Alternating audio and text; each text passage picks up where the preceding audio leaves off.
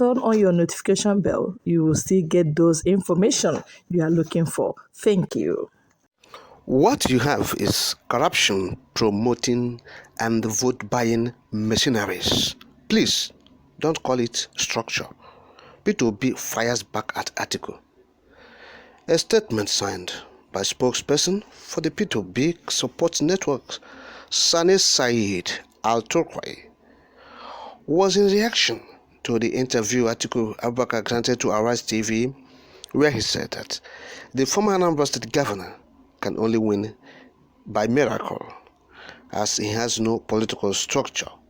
That's what Atiku Abubakar said. He even said that most of the northerners who vote during the elections, they are not on the social media. Atiku said they are not enlightened to use the social media, unlike their counterparts, if you like, from the southern Nigeria. Said they are not on social media. And so when P2B is saying that, when people are saying that P2B is leading that is most popular candidate in these elections, that is only on the social media. That's what Atiku said on Arise TV. And that social media is dominated by the southerners, as northern people are not enlightened. They're not enlightened, to use the social media. He said majority of them, about 95% of them, are not on social media.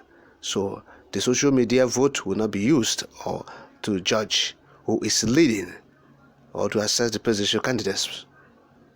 So, but in his response, the side, that is P2B's support network spokesperson, he said the 7-time presidential aspirant, that's Atiku Abubakar, reportedly claimed that today's most popular presidential candidate, talking about P2B, said he cannot win 2023 presidential election because Labour Party does not have any governor elected on its platform and does not have LP National Assembly members. That's when they are talking about these structures, they mean governors. You must have governors elected on the platform which you are contesting. You must have National Assembly members. So these are the structures they're talking about.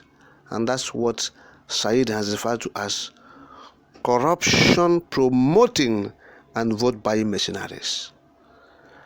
Said went on, unfortunately, the former vice president based his entire permutation and the assumed influence of corruption, promoting and vote buying machineries, euphemistically called political structure, and failed to consider the unassailable powers of the masses of Nigeria, who actually are the most powerful force in a democracy and the key determinants of election victory. That's what I say. Say, look, these things they're saying, look, the masses constitute the structure.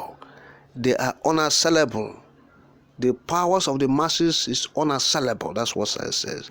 And so somebody who is referring to a governor who is sitting somewhere, who has only his votes, and the president of Nigeria cannot command even his family members to go on a particular direction or to a particular direction, it's not a structure. Rather, they are having trust.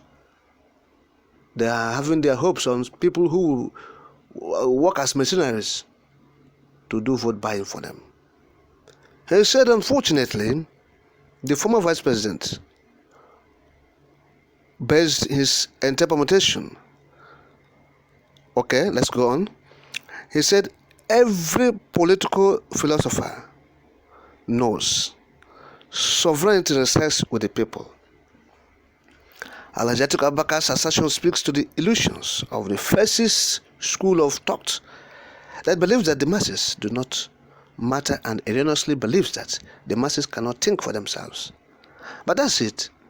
They believe that these people, these governors, these political leaders, once they go and say, this is where we are going, this is where we are going, everybody should follow us, this is where we are going, and people begin to follow them because they are governors, because they are National Assembly members. We will vote for APC, we will vote for PDP, we will vote for ABGA, we will vote for Labour Party, people will begin to follow them. That's what they believe, and that is what is happening. That was what has been happening in Nigeria. This is how Nigerians vote. So that is it. this is how Nigeria has been voting since 1999. Somebody will just come and say, our people, this is where we vote. Please, all of us will go and vote for this so person and so person. And that is it. That is it. That's how Nigeria has been voting. And that's why we're having this incompetent morons as leaders. In essence, and this, he went on, the P2B candidacy is not a mere political project, according to Said.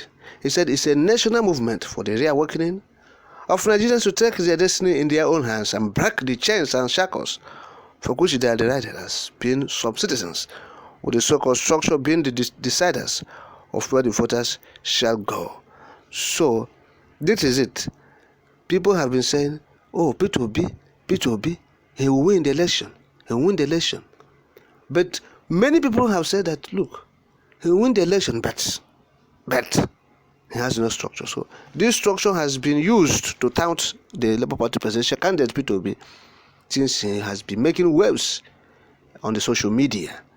The youth has been queued behind him.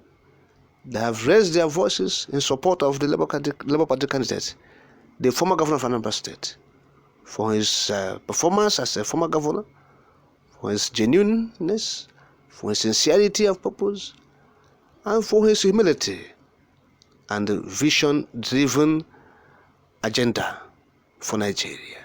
And so, but people have been saying, the detractors, the other political parties, the ruling All Progressive Congress, and the main opposition party, the People's Democratic Party, have continued to tout him that he has no structure.